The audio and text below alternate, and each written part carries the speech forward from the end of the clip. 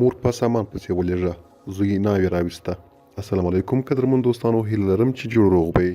که غواړئ پوه شئ چې زوم څنګه ناوې راویسته او مور زوی ته څه ویلي وه، نو د ویډیو تر اخره راسره اوسئ. که مو زموږ چینل نوی سبسکرایب کړئ همدا اوس یې درسره سبسکرایب کړئ.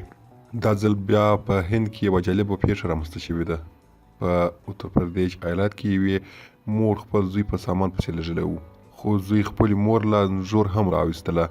د هندي رسنیو د راپورونو په وینا د اتر پردیش په صاحب آباد ولسوالۍ کې یوې ښځې پولیسو ته شکایت وکړ چې هغه خپل زوی د ګردبندیز په دې وخت کې په سامان پسې لېږلی و، خو کله چې بیرته کور ته راغی نو له ځان سره یې ښځه هم راویسته. دغه مور پولیسو ته وویل چې هغه د خپل زوی په واده خوشحاله نه ده او نه هم په دې واده راضي ده. بل لوري ته 24 کلن زوی ګډو پولیسو ته وویل چې 2 میاشتې مخکې یې واده کړی و، خو پوهېده چې مور به یې راضي نشي، نو له همدې امله یې ښځه هم خپل کور ته نه وه راویستې. دغه ځوان همداراز پولیسو ته وویل چې ښځه یې په ډیلي کې د کرایې په کور کې اوسېده، خو د ګردبندیز له امله یې هغه کور پرېښود.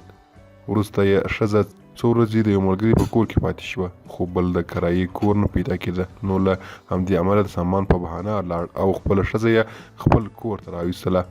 دغه ځوان دا هم وویل چې د واده سند یې هم نه دی اخیستی، ځکه چې کله یې واده کاوه نو شاهدان نه وو. وایي وروسته یې وویل چې بیا به د واده په سند پسې لاړ شم، خو ګردبندیز له امله هر څه پاتې شو.